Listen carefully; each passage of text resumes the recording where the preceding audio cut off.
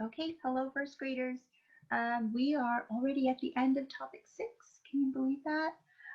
So today we're going to be looking at the reteaching pages for that topic. You're going to find those on page 385 to start with.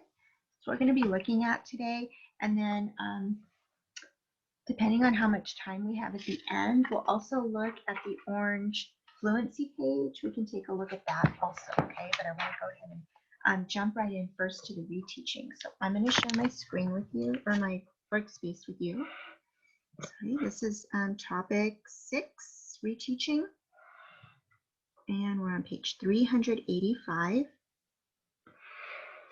We're going to go ahead and take a look first at set A. And I'm going to read here at the top. You can follow in your book. It says you can collect and sort data into a table. Jimmy asks 10 friends what meal takes the longest to eat. So here we have at the top, our title is the longest meal. Which takes you the longest to eat? Is it breakfast, lunch, or dinner? And then they tell us down here that each tally mark is one friend's answer. So we have 3 friends that take the longest at breakfast, 1 that takes the longest at lunch, and then 6 that take the longest at dinner. Okay, so now we've looked at our data and we're going to use it to answer these questions. Number 1 asks, how many friends said dinner was their longest meal?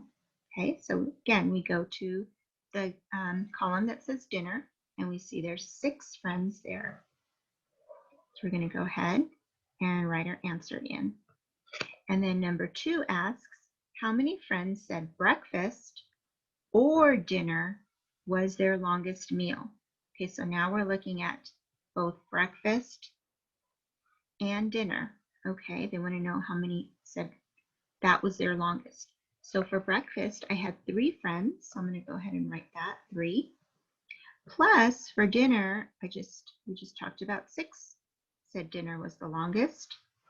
So my equation for that would be 3 plus 6. That's how I'm going to solve, okay?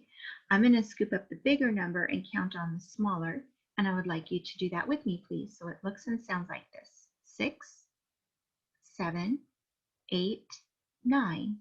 Okay, so altogether there were 9 who said breakfast or dinner was their longest meal. So my answer there is 9. Okay, all right. In the next set, we have a picture graph here. It says the graph shows Jimmy's data using objects. Okay, so longest meal. It's the same graph. I'm sorry, same information or same data, but in a different kind of graph. So for breakfast, 3 children said breakfast.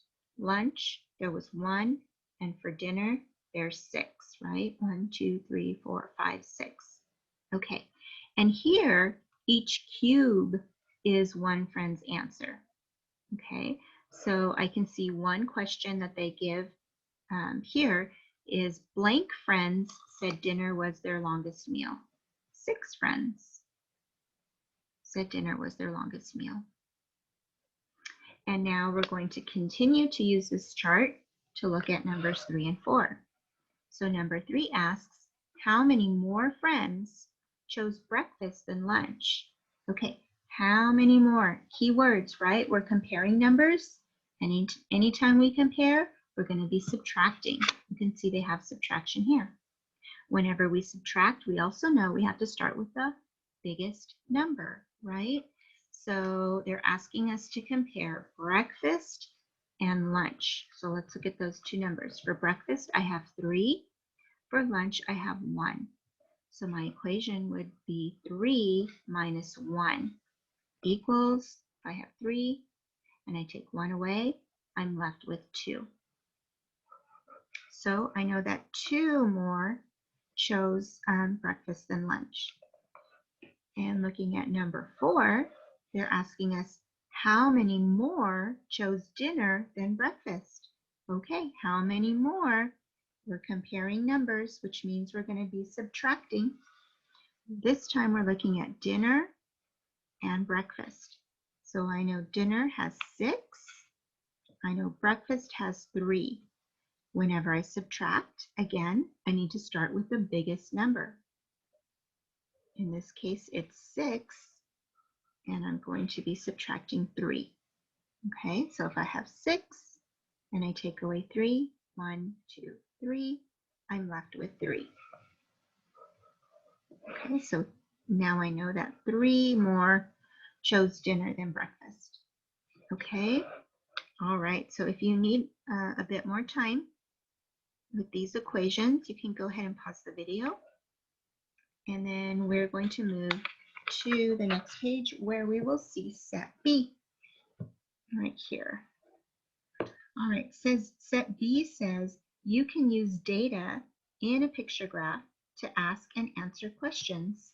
So here's our graph down below. We're looking at favorite activities, and we have soccer, tennis, and running as the categories. It says Mari asks 16 of her friends for their favorite activity. She records their answer in a graph. Okay, let's go ahead and look a little bit more specifically at the numbers here. So for soccer, I can see that 1, 2, 3, 4 friends chose soccer. For tennis, I know this is 4, 5, 6, 7. 7 friends chose tennis. And for running, again, I know this is 4, 5. So 5 friends chose running. Okay, so now that we've looked a little bit more closely at the data, let's go ahead and look at the questions. Number 5 asks, how many people chose soccer or running? Okay, we're looking at soccer or running. Okay, so if I come back to my chart, I see 4 friends chose soccer. Okay, and I see 5 friends chose running. So I'm going to be adding those two to see how many chose that. So my equation is going to be 4 plus 5 equals blank. Okay, I'm not going to be subtracting, I'm going to be adding to get those two. And then we'll talk about the subtraction afterwards. So if I have 4 and I add 5 more, scoop that 4 up, sorry, and add 5 more. So we have 4, 5, 6, 7, 8, 9. Okay, so I know 9 friends chose that. Now, if I want to put it into a subtraction equation, I can do that also, but I know I need to start with my biggest number, right? So I wanted to solve first. So I'm going to start with 9. That's my biggest number. And from that, I can subtract either 4 or 5. I'm going to go ahead and subtract 4. Okay, so I have 9. I'm taking away 4, and I'm left with 5. That's another way of thinking about it. Okay, let's take a look at number 6. It says Mari asks some more friends and they all choose tennis as their favorite activity. Okay, so she asked some more and they all chose tennis. Now the number of students who likes tennis is the same as the number of students who like soccer or running. Okay, so we know that the number of students who like soccer or running is 9 because we just solved for that. Okay. Originally, how many friends liked tennis? 1, 2, 3, 4, 5, 6. Originally, 7 friends liked tennis. How many more friends did Mari ask if she started with 7 who liked tennis and now she has 9 who like tennis? How can we solve for that? Well, one model that I can think of to use for a problem like that is a parts to whole chart, right? I know that altogether I'm going to have 9 friends who chose tennis, and I know that right now I have 7 who have tennis chosen. How many more friends needed to answer in order to get to 9? Start with 7 and count up till we get to 9, right? 7, 8, 9. 2 more. So I have 2 more friends who chose tennis. And then here where it says explain how you know, this model right here shows our thinking, that we started with 7, we added 2 more, and that got us to 9. Okay, all right.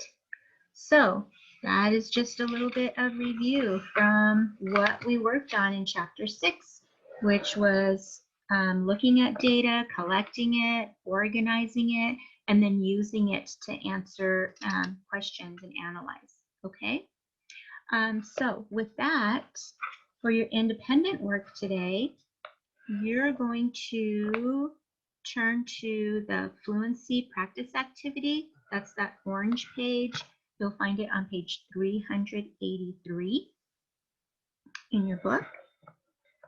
The directions here ask you to find a partner.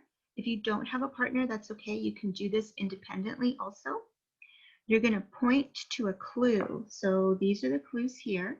They go A through H. Read the clue. Look below the clues to find a match. So once you point to a clue, you're going to look here to find a match. Write the clue letter in the box next to the match and find a match for every clue. Okay, so as a model, let's go ahead and do one together. So I'm going to take my finger, kind of go round and round and round, and boom, I'm going to stop. Okay, so I stopped at E, and that equation is 8 plus 1. Okay, so 8 plus 1 I know gives me a sum of 9 equals 9. Okay. All right, so now I'm going to look down below and find a match for that. Which other box here also gives me a sum of 9? Let's see. I see my first box is 1 plus 0. That's not going to give me 9. My next box down below is 5 plus 4. What's that? Let's see. 5, 6, 7, 8, 9. Hey, that gives me 9. So 8 plus 1 equals or is the same as 5 plus 4, isn't it? Because both of them give me a sum of 9. So in this box, I'm going to write the letter E because it matches this clue right here. Okay, I'm going to try one more together. Let's do one more together. I'm going to circle and boom. Okay, I landed at 4 plus 6. My answer for 4 plus 6, first I'm going to solve, right? I'm going to scoop up 4, 5, 6, 7, 8, 9, and 10. Okay, so I know that 4 plus 6 is the same as 10.